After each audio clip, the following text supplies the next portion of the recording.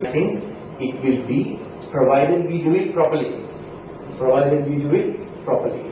Right? We have beaches from right on the north up to Yarra. If you look at our Sri Lankan beaches, especially on the eastern coast, it's a long beach, right? It's a long beach, and with that beach, what do we have? We have the whales. So two of the biggest whales, the blue whale and the sperm whale, can be seen on those coasts, right? And thereafter, you can also see what? The elephants. You can see the elephants. So the largest animal, which is based in the sea, and the largest land animal, the elephant, you can see in a very short period of time. This is a huge activity for people who like nature, who like to see wildlife in their natural habitats. So this is going to be a major marketing plus for us, in addition to the beaches. So a lot of people are now going and buying land. If your parents have money, ask them to go and buy land too, because they can also make some money, right? Either they can build a hotel if they wish to, or they can, after another couple of years, they might be able to sell the land.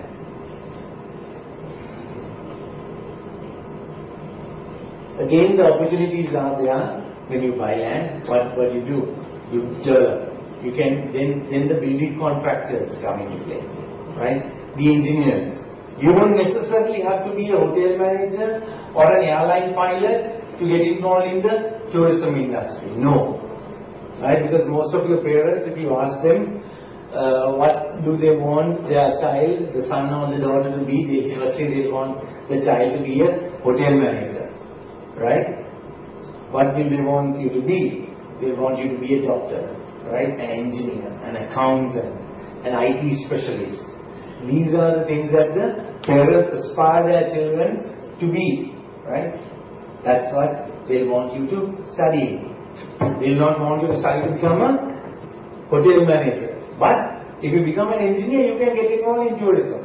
Right? You can build hotels. You can become an architect and get involved in tourism. Lots of scopes. You don't necessarily have to study hotel management to be a hotel manager. Right? There are lots of other things to do. You can do languages, for example. You can study languages and then be a hotel manager. Because you don't need to be a rocket scientist to be a hotel manager. So do creative things, and by doing that, you can get involved in the leisure industry. Okay. Infrastructure development. You can join the government service, for example. You can be part of the UDA or the Urban Development Authority. That is the governmental organization that gets involved in planning our infrastructure. And one of the things that is always spoken of is that Sri Lanka's infrastructure is poor. Those of you who have been to other countries will know that our infrastructure is not up to speed, not on par with some of the other developing countries. I'm not even comparing with developed countries. Even if you look at the developing countries, our infrastructure needs improvement. So you can get involved in doing, planning, building our infrastructure. But those are things that we can do. And that all helps in tourism. Now, tourism is always said that it's one of the largest employers in the world. And that is true. If you take the arms industry and the drug industry out, this is one of the industries which is legal, which is accepted, that employs the largest amount of people. Globally. Right? Globally, that includes the restaurants, the shops, the airlines, the hotels, the transport services, the whole works. And they say up to 1 in 7 people in the world are involved in some form of touristic activity for their economic living. So it's a huge industry globally. It's a huge industry. So there is a lot of opportunity for youth. right, to enter, especially now in Sri Lanka where the tourism industry is beginning to do well. There was a time that no one wanted to, be in the tourism industry because they didn't see a future.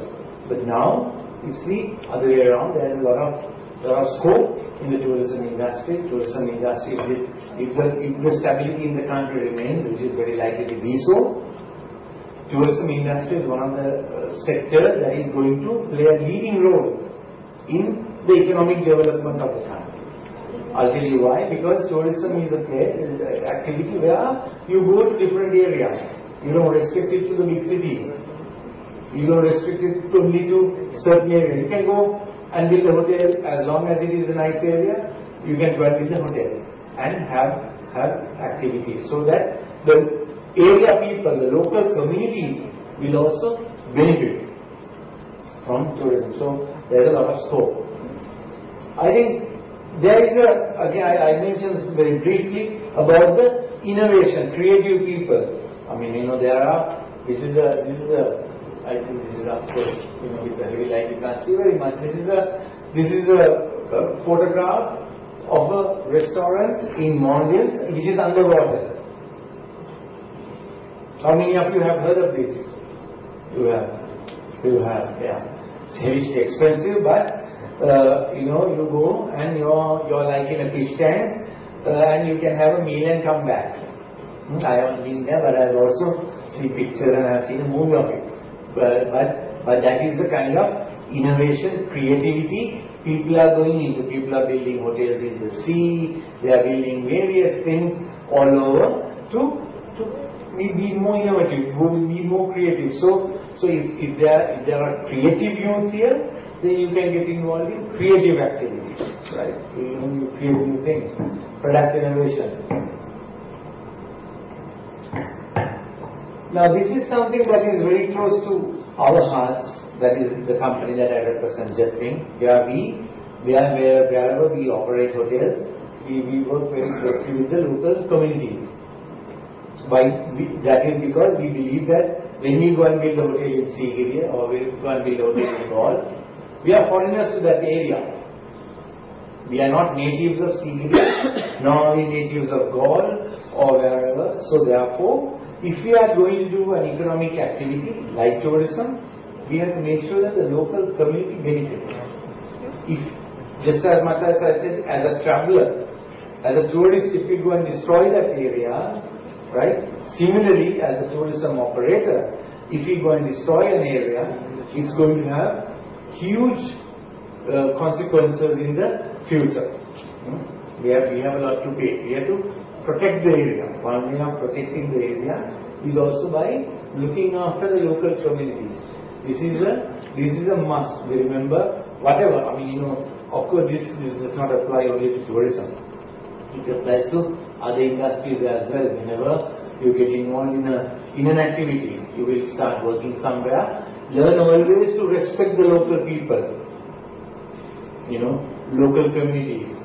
We will not respect the local communities. We take them for granted, and that is a huge mistake we make when we go into new areas. I think by doing this, pricing is another area, sector that Sri Lanka has been pouring. Tourism. A lot of people say that Sri Lanka's tourism pricing is low, right? We are a cheap destination. That is true, because the country's image was so poor until last year that we could not get a higher price. The tourists who came, they were paying a very low price. Now, of course, with tourism improving, the tourist numbers improving, the country's image improving as well, we are able to command a higher price. But in order to get a higher price, we have to also offer the services, offer proper services. That is, you can't just, for the sake of offering a price, you cannot offer a price. I think I did not hear the entire presentation of Mr. Jackson Anthony, but he had also spoken of marketing Sri Lanka and so on and so forth. I mean, these are some of the, to my mind, two very good examples of marketing campaigns: the Incredible India campaign and the Malaysia Truly Asia campaign. Most of you would have seen this, I'm sure. How many haven't seen this on TV and so on? All of you have seen it, right? Incredible India and Malaysia Truly Asia. Malaysia gets about over 20 million tourists a year, right? So you can see Sri Lanka this year, which is going to be probably our best ever year in tourism, will probably get close to how many? 500,000. Any other guesses? He said 500. He's very close. 750, not yet. We'll probably get close to about 550 to 600,000 tourists this year, and this will be the best ever year that Sri Lanka has had in tourism. So you can see the numbers that we are talking of. India got about close to 6 million tourists last year, and this year will probably be a little bit more. But now India has a lot more potential. India is a huge country, right? So India will probably, in the next 5 to 10 years, they will go up to about 20 million. And in our case, our plan for Sri Lanka is by the year 2016 for Sri Lanka to give up to 2.5 million tourists. That's the plan that with the government and the private sector people like us are working together to have an amount of 2.5 million tourists. That's probably, in my mind, the maximum that a small country like ours can handle. Right? We cannot cater to everybody because we have a small country. At the moment, we have about 14,000 bedrooms in the whole country, and in future, we will, in order to have these 2.5 million tourists, we need to build another 35,000 rooms for us to have close to about 50,000 rooms in this country for us to have the 2.5 million tourists we hope to have by 2016. So these are two very good campaigns, and they are ongoing and very highly successful. Now, I'll give you two quick examples, and then we'll get into questions if you want to, because I know you all are youngsters, you get restless listening to people like us talk for long. This is a tuk-tuk project that we did at Lighthouse. This is one of our hotels in Goa, where we have problems with these guys, these taxi, the trash operators, right? They were a harassment to the tourists, to the travelers who were coming to the Lighthouse Hotel. They were threatening the guests, they were threatening the staff. They became a problem. So finally, we had two choices. One was to tell the police and put them, on the lockup or whatever, or to try and rehabilitate them. And that's what we did. We thought we will take the long road and try it out, and it succeeded. We actually trained them like this in small classrooms. We got Buddhist monks to meditate with them. We got police to come and talk to them about the road rules, the law of the country. We got people from the cultural ministry, cultural area involved to come and talk to them about the cultural heritage. There are people who have been involved from their birth, but they didn't know about the value of some of the things that they have involved.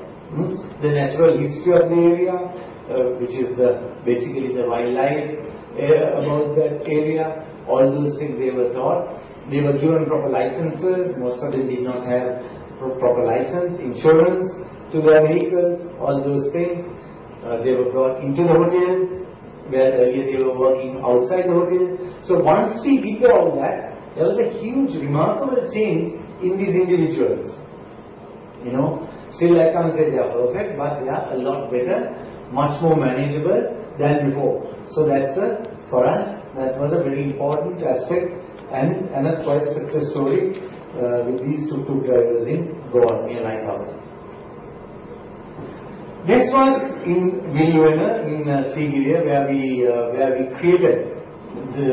How many have been to Villanueva in Sigiriya? You have one, at least one. I'm happy. This is a hotel that we built in an abandoned, partly abandoned, half of the land was an abandoned paddy field. The other